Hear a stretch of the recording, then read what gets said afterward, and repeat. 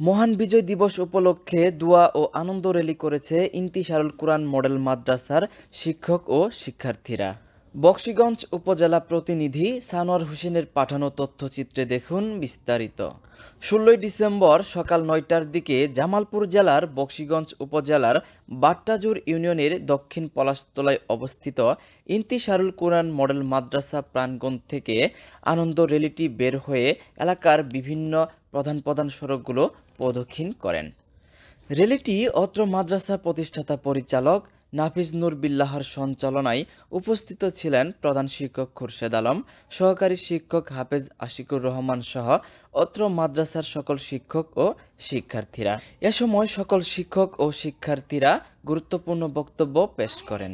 দক্ষ আদর্শ দেশ নাগরিক তৈরি আমাদের আমরা বদ্ধপরিকর, আমরা সেভাবেই তাদেরকে পাঠদান দিয়ে থাকি।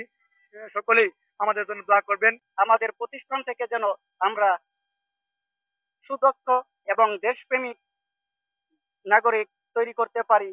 দেশের উন্নতির জন্য আমরা যেন এগিয়ে আসতে পারি। সানোয়ার হোসেন, রূপসী বাংলা টিভি, জামালপুর, বকশীগঞ্জ।